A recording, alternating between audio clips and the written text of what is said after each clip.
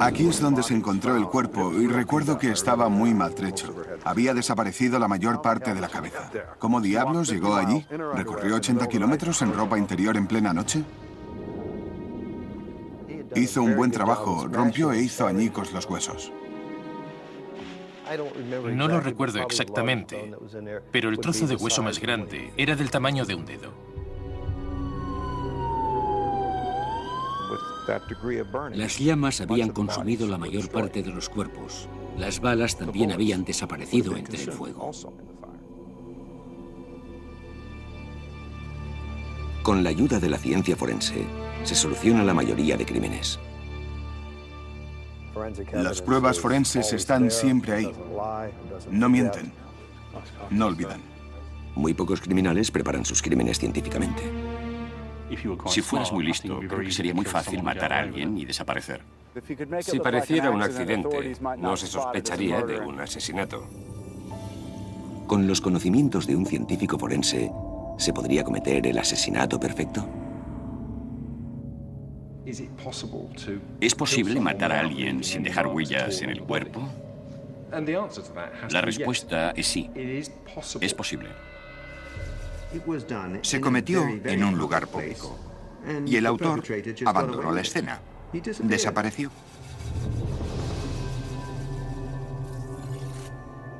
El asesinato perfecto.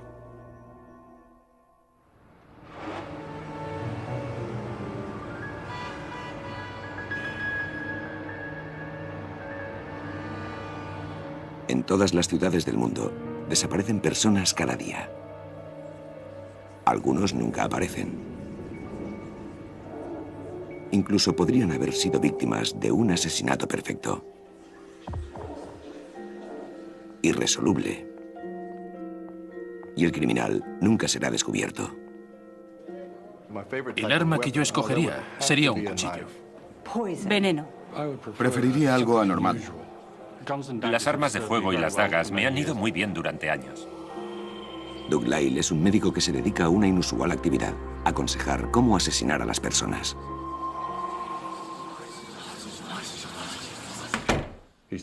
Tiene 38 años, vive solo y toca jazz. ¿Cómo podemos hacerlo? ¿Cómo matamos a ese tipo? ¿Por qué no con un arma de fuego o un cuchillo? Por estrangulamiento. Son escritores, una sala llena de novelistas que dicen: vamos a tramar el asesinato perfecto, vamos a matar a alguien y vamos a intentar hacerlo perfectamente. Yo usaría algún tipo de veneno indetectable que se podría poner en la boquilla del saxofón. Doug viaja por todo el mundo ayudando a los novelistas a idear escenas de asesinatos creíbles. Como le diría cualquier médico, cuando van a un cóctel la gente les hace preguntas sobre su vejiga, su próstata, su colesterol o algo así. Pero si va a las conferencias de novelistas, los escritores quieren saber cómo matar a las personas impunemente. Es difícil que alguien muera de un solo disparo. Para matar a alguien instantáneamente, hay que dispararle al cerebro o al corazón. Para muchos autores de novelas de misterio, la idea del crimen perfecto es el máximo desafío intelectual. Pero algunas personas han intentado llevar la teoría a la práctica. Horrified officers found evidence that at least 10 people had been murdered. Continuing to sift through the evidence. Drugged, killed and dismembered his victims. Lab reports came back positive for human remains. La ciencia forense tiene un gran récord de descubrimiento de asesinos. Guilty to 15 counts of murder. Las nuevas tecnologías para hallar desde huellas digitales a ADN hacen más difícil que los criminales escapen. Pero es posible utilizar los conocimientos de la ciencia forense no solo para atrapar a un asesino, sino para cometer un asesinato perfecto.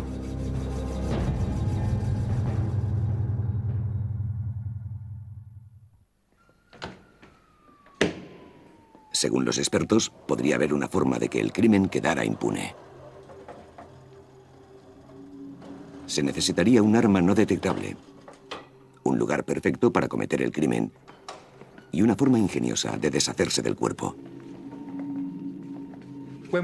Cuando estudiamos un asesinato, por supuesto tenemos el cuerpo de la persona asesinada. Y esa es la mayor y mejor fuente de información para la ciencia forense. Y no solo para saber qué ha causado la muerte. La primera interpretación de lo que el cuerpo tiene que decir se averigua mediante la autopsia. El doctor Richard Shepard, uno de los mejores patólogos del Reino Unido, ha trabajado en casos como los de Stephen Lawrence y Jill Dando.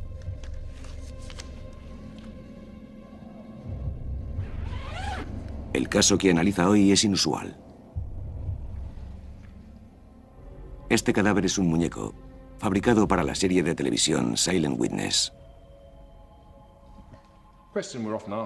Una pregunta que nos hacen a menudo es si es posible matar a alguien sin dejar huellas en el cuerpo.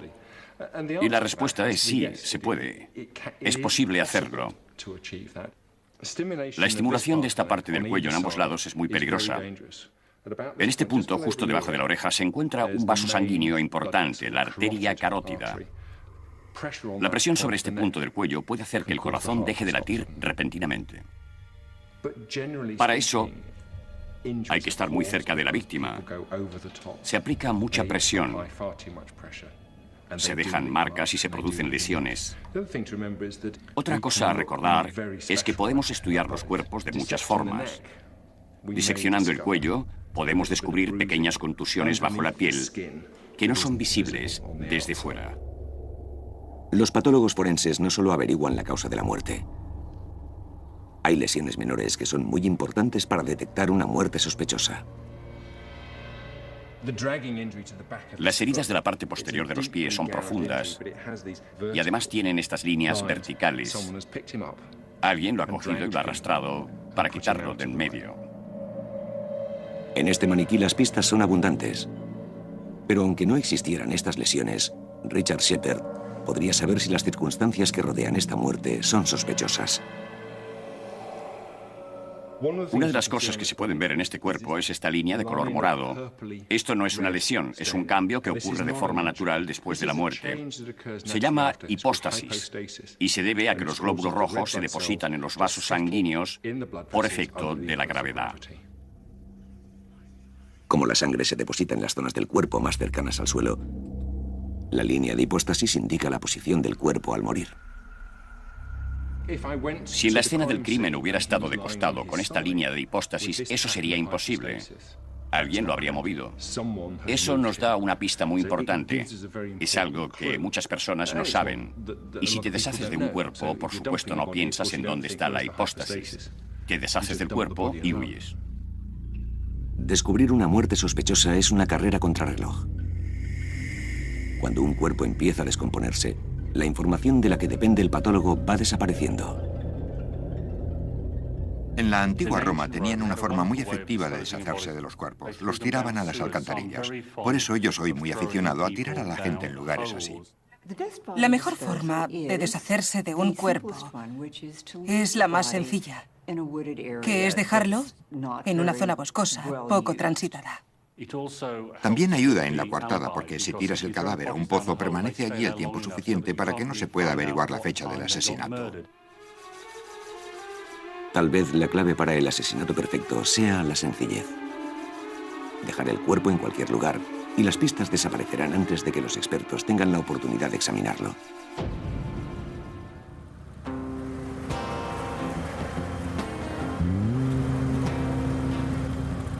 El doctor Lee Goff ha dedicado su vida a conseguir que ningún criminal quede sin castigo aunque se deshaga del cadáver. Es un experto en descomposición. Cuando buscas un modelo para estudiar la descomposición humana, necesitas que el metabolismo sea muy similar al del ser humano. También debe ser algo que no asuste a la gente si casualmente lo encuentran mientras están dando un paseo. Un cerdo de 25 kilos es lo ideal. Vaya cara. Lee usa cerdos muertos para recrear las escenas de los crímenes y ayudar a la policía a solucionar casos de asesinato. Estudia diariamente los cadáveres para medir el grado de descomposición en situaciones diferentes. Aquí tenemos un cerdo que estamos usando para reproducir un asesinato en el que el cadáver fue envuelto. ¿Todos preparados Sí. para la gran revelación? No importa lo bien escondido que esté, las moscas acuden rápidamente siguiendo el olor de un cadáver. Si está envuelto, se retrasa el acceso de los insectos al cuerpo del cerdo. Los insectos son los primeros en llegar a la escena del crimen y nos suministran mucha información si sabes interpretarla apropiadamente. Voy a sacar unos cuantos de la oreja. Estos son muy blandos. Creo que todos son crisomias megacéfalas. De día o de noche, a los 10 minutos después de la muerte, aparece esta especie. Lee recoge insectos en las escenas de los crímenes, porque estos diminutos gusanos pueden hacer algo que ni siquiera los mejores patólogos del Reino Unido pueden hacer.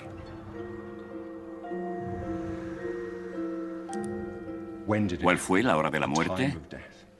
Eso nos plantea algunos problemas muy importantes. Si no se sabe cuándo murió la víctima, no se puede probar si un sospechoso estaba ahí en el momento del asesinato.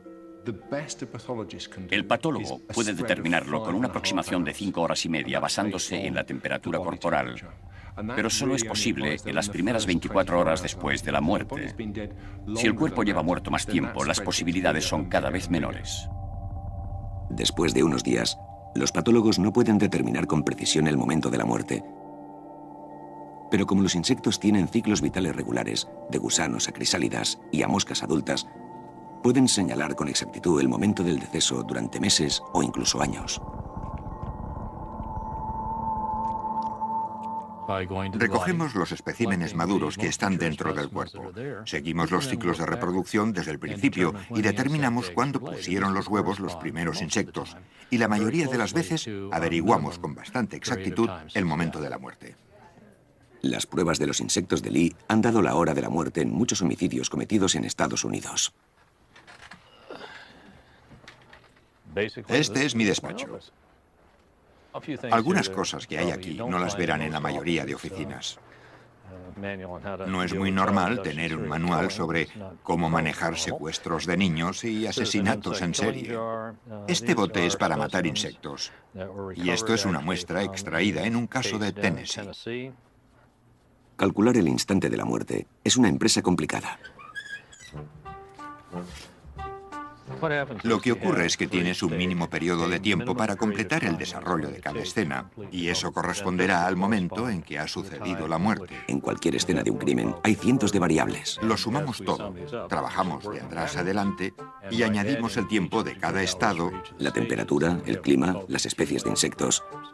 Todo eso debe ser tenido en cuenta para obtener con exactitud el momento del fallecimiento.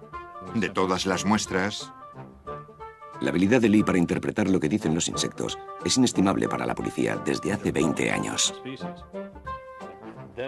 Entonces averiguamos el auténtico espacio de tiempo. Este caso fue relativamente sencillo. Ningún asesinato ha dejado sin palabras a Lee y sus insectos. Aunque los criminales hayan alterado las pruebas deliberadamente, Lee cuenta con sus experimentos con cerdos para ayudarle a averiguar lo ocurrido. Recuerdo un caso especial en el que el cuerpo estaba empapado con insecticida.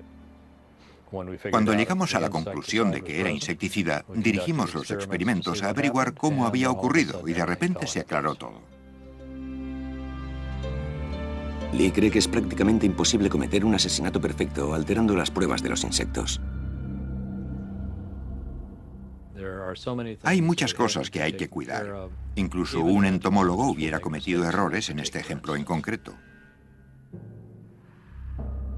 Con entomólogos descifrando las pruebas de los insectos y los patólogos interpretando las señales del cuerpo, el crimen impune es muy difícil. Pero algunos asesinos han conseguido dejar el cuerpo en algún lugar donde estos expertos no encuentran pistas. Casi un asesinato perfecto.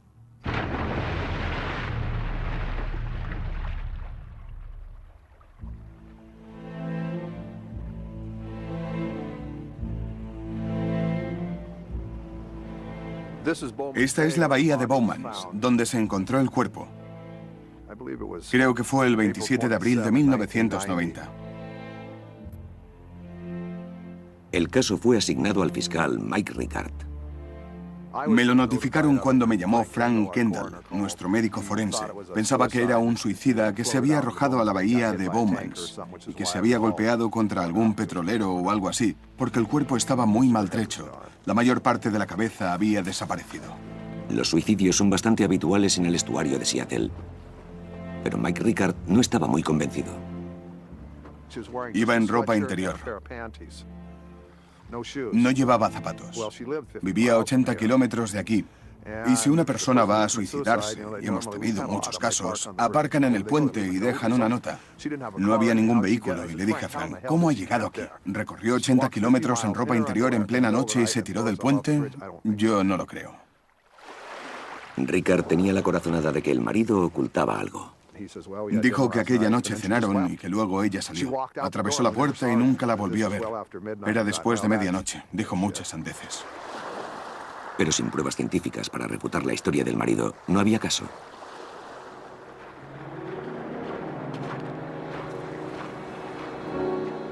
Años antes de la investigación de Rickard, Ridley Pearson había planeado un asesinato muy similar para una novela policíaca que estaba escribiendo. Quería que fuera muy difícil para los investigadores.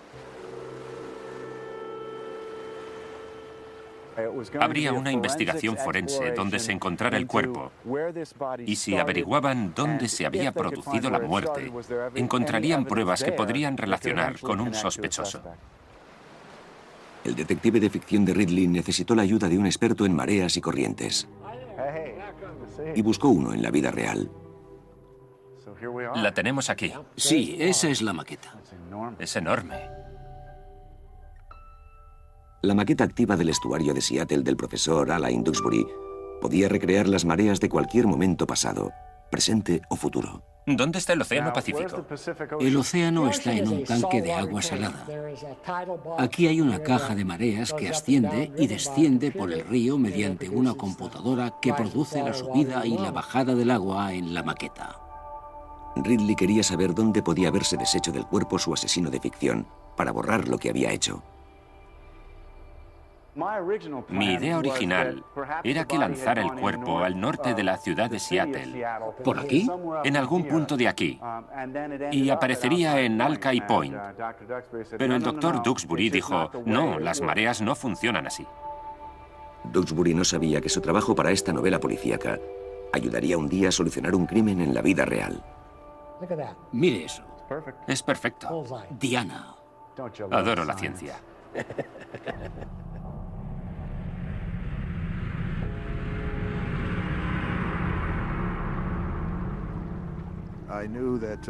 Sabía que las corrientes de las mareas habían arrastrado el cuerpo, y un par de años antes había leído una novela policíaca que hablaba de una mesa de mareas marinas que podía recrear las mareas de Puget Sound. Y pensé, es curioso. Tal vez esa tecnología pueda ayudarnos.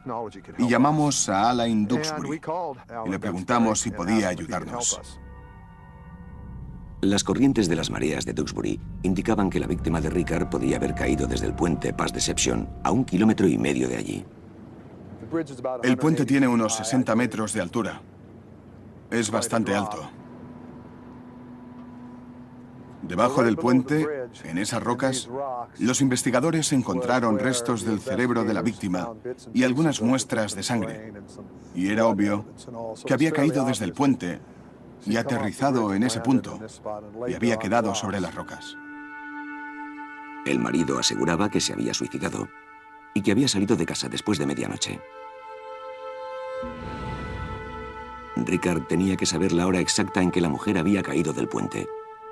Para el oceanógrafo, la respuesta era obvia. El cuerpo había caído sobre unas rocas y tuvimos que establecer cuál fue la elevación del nivel del mar durante ese día para saber si había subido tanto como para que cubriera el cuerpo y que éste flotara alejándose de las rocas. Los cálculos del profesor Duxbury nos dijeron que cayó del puente entre las 9:30 y las 11 de la noche. Finalmente, Rickard tenía la prueba científica de que el marido estaba mintiendo. Había solucionado lo que podría haber sido un asesinato perfecto. No había testigos oculares. No había confesado. Aseguraba que la había visto por última vez después de medianoche. Y el caso dependía totalmente de las pruebas forenses. Nunca lo admitió. Pero el jurado no tuvo dudas para condenarlo. Aunque un cuerpo esté destrozado, habrá una rama de la ciencia que puede ayudar a atrapar al criminal. Meteorólogos, expertos en semillas y polen, investigadores de incendios. Siempre hay alguien que puede averiguar qué ocurrió. Por eso muchos asesinos van más lejos e intentan destruir el cuerpo totalmente.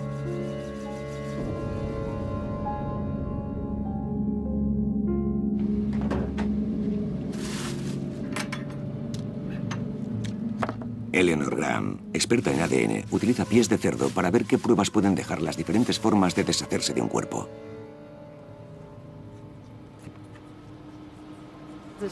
Ha habido muchos casos de cuerpos descuartizados. Ocurre muy a menudo. Generalmente los asesinos no los desuellan, pero vemos muchos cadáveres descuartizados. Lo que estoy haciendo es intentar descuartizar un cuerpo de la forma más fácil, cortando los tejidos blandos y evitando los huesos.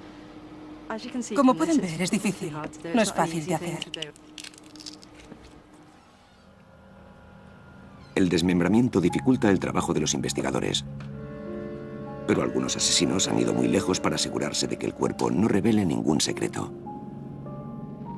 A disused builder's yard is under police guard as local police and Home Office officials search through debris. En los años 40, John Hay usó ácido para disolver los cuerpos de 6 víctimas.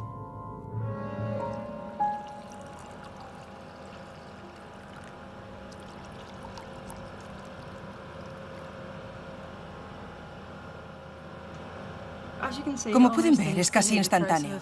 El efecto corrosivo está haciendo efecto. El tejido ya está empezando a disolverse. Este tipo de proceso es exactamente el mismo que tendría lugar en un cuerpo humano. Es un producto químico muy peligroso y corrosivo. Este ha estado sumergido durante 7 días.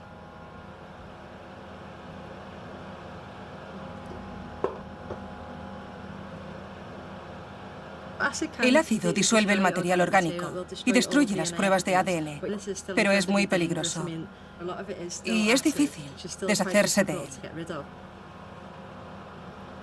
Por eso es un método muy peligroso para hacer desaparecer un cuerpo.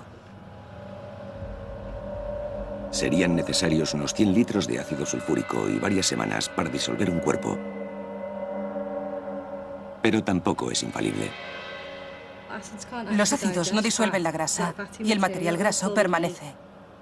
Entre los restos de grasa que se hallaron en el taller de Hay, había 2 dentaduras postizas intactas, un bolso de plástico rojo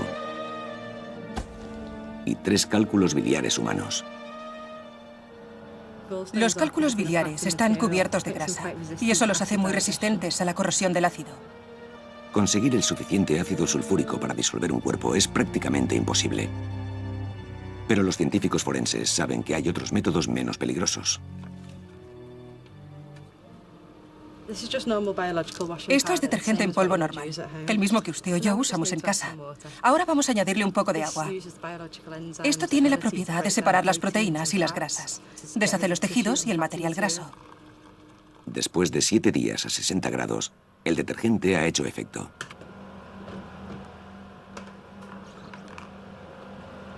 Como pueden ver, no ha quedado mucha carne, y la que hay se desprende con los dedos. Prácticamente solo han quedado los huesos. Están bastante limpios. La destrucción de los tejidos blandos y contar solo con los huesos dificulta mucho la investigación de un asesinato. ¿Podría ser la clave para el asesinato perfecto?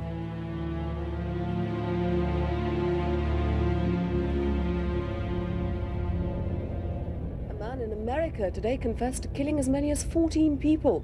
Detectives describe it as a year-long orgy of death, dismemberment and cannibalism.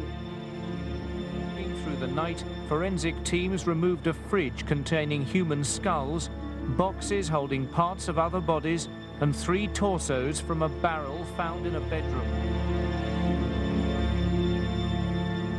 Todo lo que quedaba de algunas de las víctimas de Jeffrey Dahmer eran huesos. Los restos de una de las víctimas fueron analizados por un antropólogo forense, el Dr. Robert Mann. Los forenses trajeron unas cajas que contenían unas bolsas, y cuando las abrimos comprobamos que solo había trozos de huesos machacados. No lo recuerdo exactamente, pero el trozo más grande sería del tamaño de un dedo, tal vez un poco más grande. Jeffrey Dahmer había descuartizado a sus víctimas y descarnado sus esqueletos.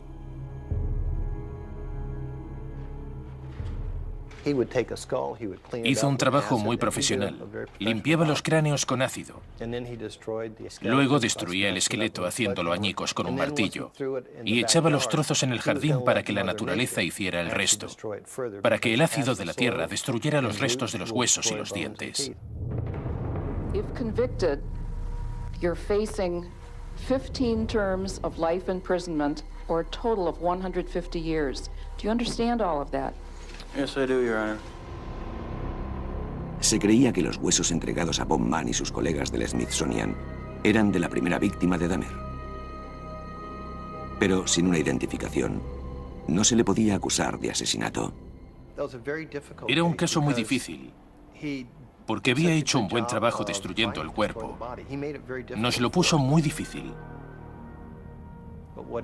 Pero lo que no sabía era que la ciencia forense podía reparar lo que había hecho.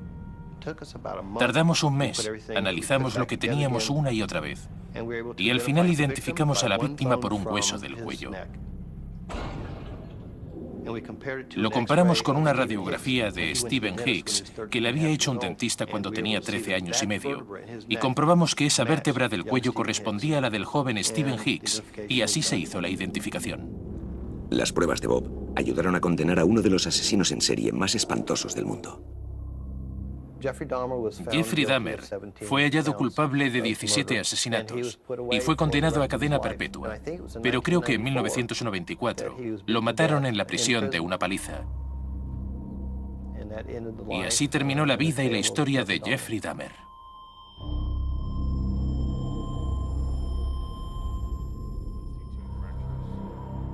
A pesar de su pericia en la resolución de crímenes, Bob Mann no trabaja para Scotland Yard o el FBI, sino para el Ejército de Estados Unidos.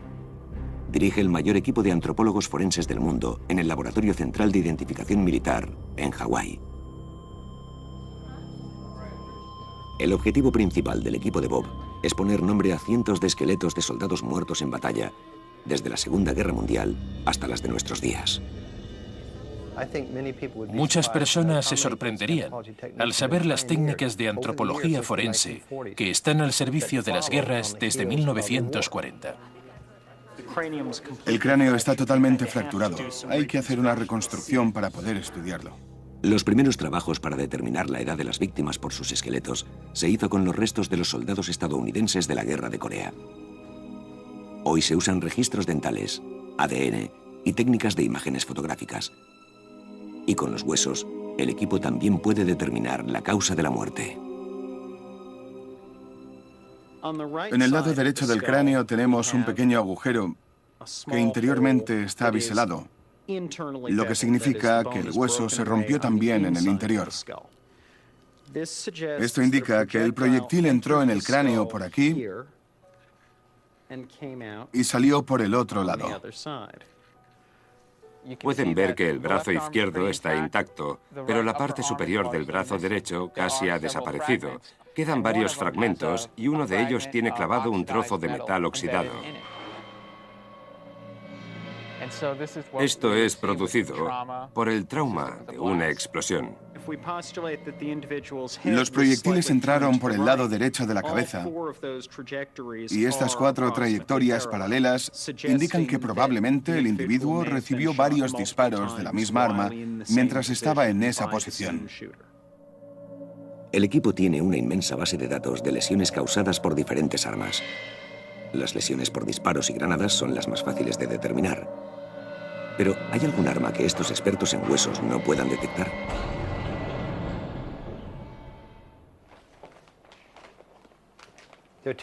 Hay dos tipos de traumas que vemos habitualmente.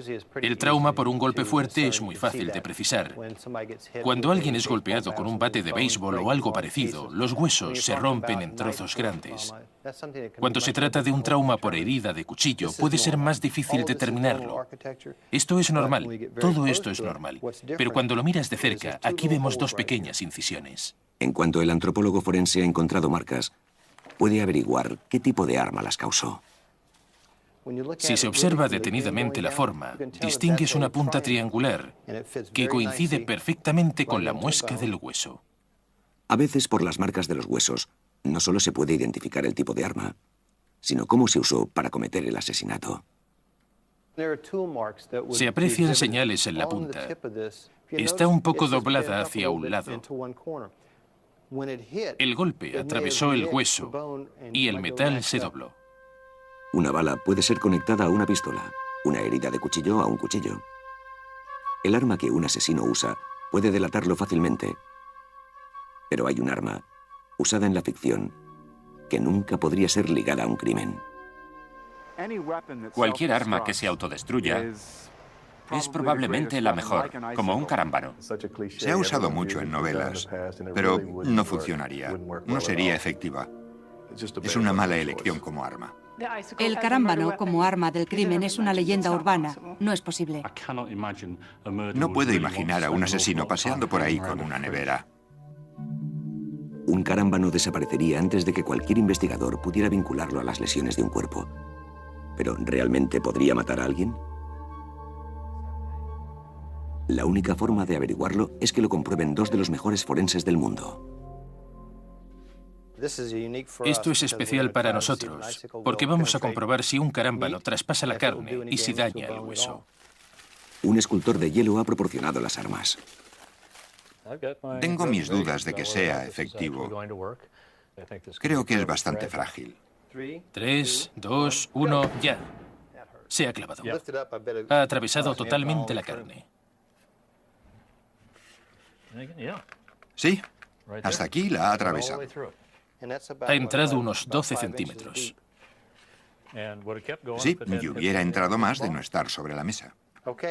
Veamos si puede atravesar esta costilla. Ha roto el hueso. Ha roto el hueso y lo ha atravesado. Ahí está el hielo. Sí, lo ha atravesado. Estoy muy sorprendido. Es muy efectivo. Podría matar. Sí, si se clava en el sitio oportuno. Es increíble, pero es eficaz. Un carámbano con la forma apropiada podría ser un arma letal. Desaparecería después de ser usado y no se clavaría en los huesos. Sin embargo, veo algunos problemas logísticos, especialmente si aquí en Hawái acecharas a la víctima con un carámbano. Si fueras dando vueltas por ahí con una nevera con cosas así, levantarías muchas sospechas. Incluso con un arma indetectable como un carámbano, cualquier criminal dejaría tras de sí otras pistas. La evidencia de restos es el último recurso de las técnicas forenses. El equipo del CSI puede recoger huellas digitales, fibras de ropa, incluso huellas de pisadas en una alfombra polvorienta. Por eso algunos criminales han intentado modificar la escena del crimen para burlar a los investigadores.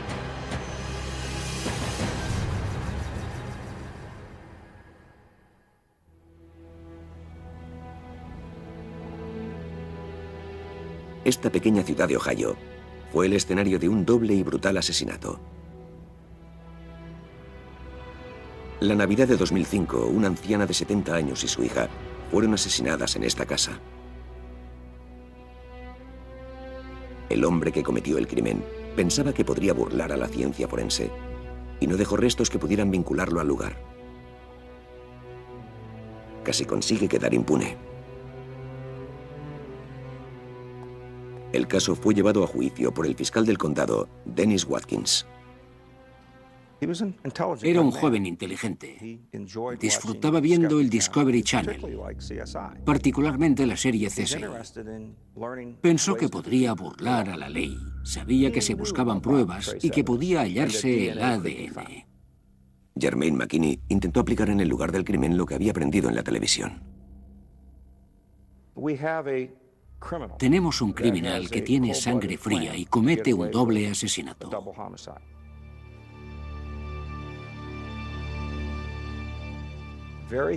Muy minucioso, bien planeado, con un método premeditado. Trasladó a las dos víctimas a unos 100 metros de la casa, al lugar donde las quemó.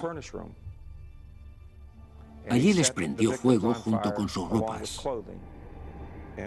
y gran parte de los cuerpos quedaron destruidos. Con la intensidad del fuego, las balas también se consumieron. No se encontraron huellas digitales, y después lavó su coche por lo menos 2 veces. El automóvil estaba limpio, no encontramos evidencias, porque destruyó a conciencia cualquier resto de pruebas.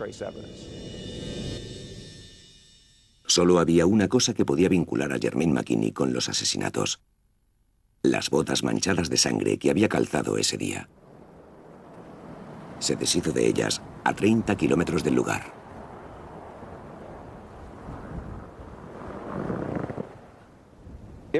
Era de noche, cerca de medianoche.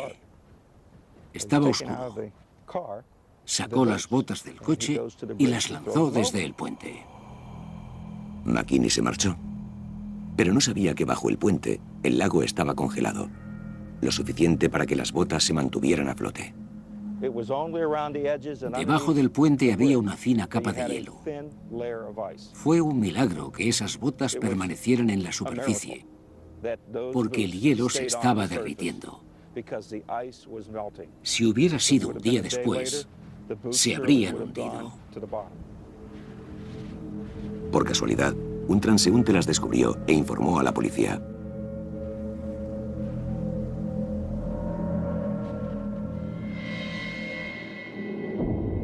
La sangre de ambas víctimas estaba en el exterior en las botas. Dentro estaba el ADN de McKinney. Teníamos su ADN. Las probabilidades de que fuera suya eran de 813 millones. En Estados Unidos solo hay 300 millones de personas. Esa prueba era concluyente. La defensa no llamó a ningún testigo. Jermaine McKinney fue sentenciado a cadena perpetua. Estuvo muy cerca de quedar sin castigo, si no hubiera sido por un par de botas y el clima. Por muy inteligente que seas, siempre puede haber fallos. Parece que Dios ha intervenido en muchos de los asesinatos que he llevado. Y no es solo porque los asesinos cometan errores, sino porque muchas veces la suerte está de nuestro lado. No consiguen salir impunes.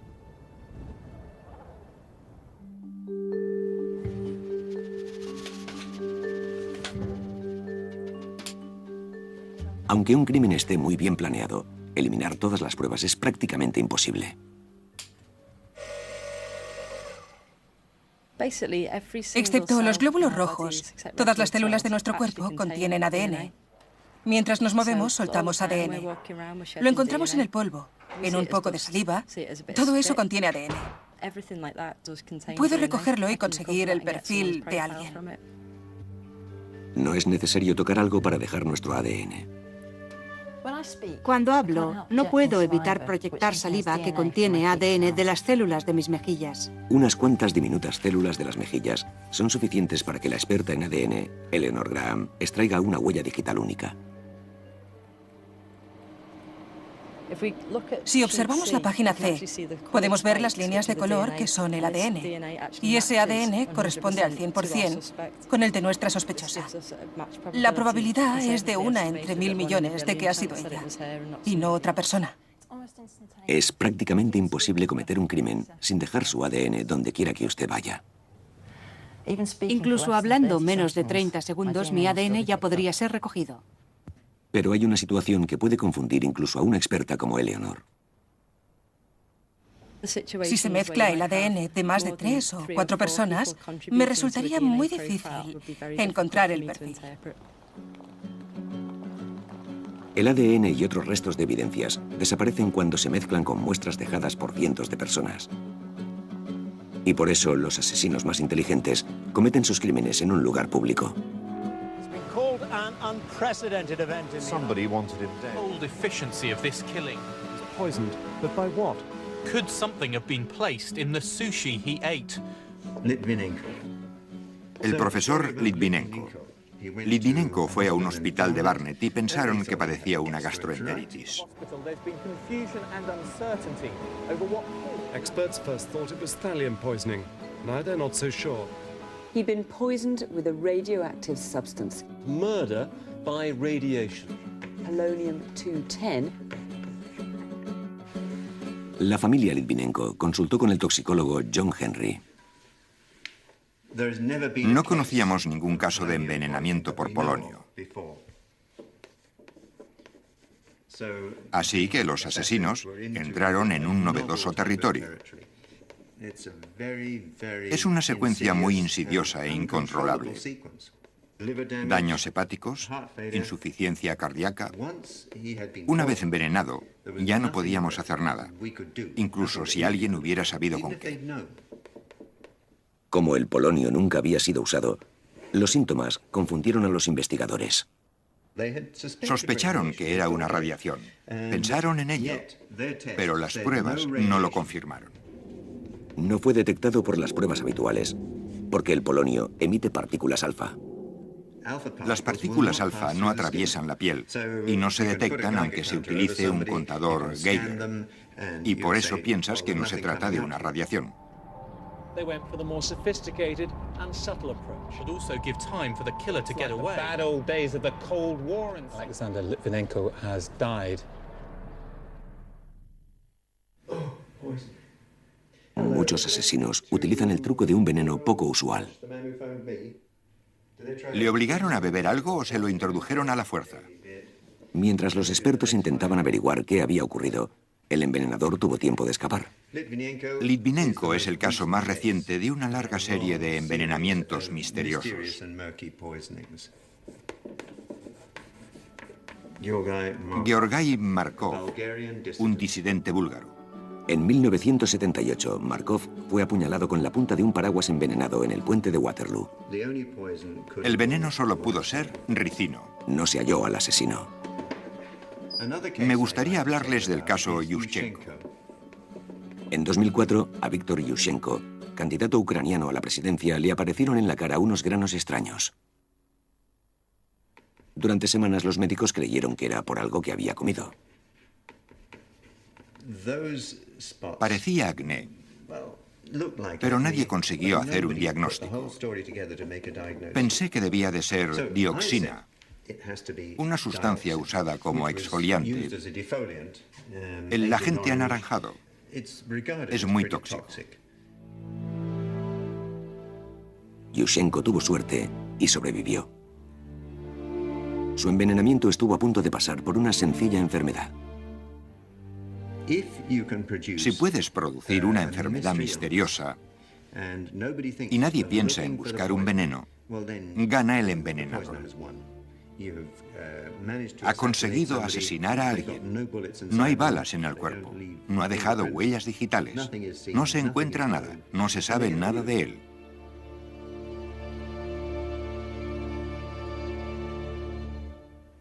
Es aterrador. Ahora los investigadores reconocerían rápidamente las señales del ricino, la dioxina o el envenenamiento por polonio.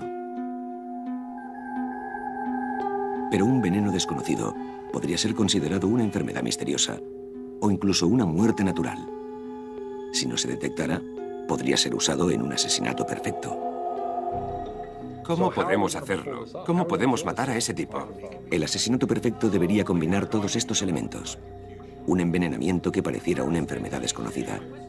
Un lugar donde las evidencias pasaran inadvertidas. En una morgue hay sangre por todas partes. Sí, la morgue es el lugar ideal para matar a alguien. Sí. Y un modo de deshacerse del cuerpo completamente. Meter el cuerpo en el ataúd de otra persona y enviarlo al crematorio. Podría ser posible. Pero las probabilidades favorecen a la policía. El asesino solo tiene que cometer un error y los científicos forenses estarán tras su rastro. Incluso los escritores admiten que es improbable fuera de una novela. El asesinato perfecto es posible en la ficción. Se pueden hacer todas esas cosas, pero no creo que sea posible en la vida real. Siempre se deja alguna pista. Como en la frase hecha, el asesino siempre deja una tarjeta de visita. Las cosas salen mal. Por bien que se planeen, salen mal. No existe el asesinato perfecto. Pero hay un asesino en la vida real que hizo todas las cosas correctas para el crimen perfecto. Usó venenos y quemó a muchas de sus víctimas.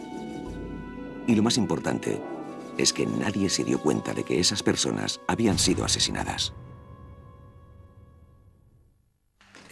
Es mucho más normal que las personas ancianas mueran por causas naturales. Y si hay un médico que dice que conoce a la señora Blocks desde hace 15 años, que sabe exactamente la causa de la muerte, que esperaba que ocurriera cualquier día y que firma el certificado de defunción, la investigación puede ser evitada. Este asesino estaba seguro de que el certificado de defunción sería firmado sin investigar nada, porque era el médico de cabecera de las víctimas. El caso de Harold Shipman es muy interesante. Era de confianza, tenía acceso a las personas, podía inyectarles venenos, y el veneno que usaba era la morfina, una droga contra el dolor muy corriente. Para él era muy fácil. Cold-blooded perversion of medical skills. The biggest serial killer in British criminal history. An excess of 91 deaths.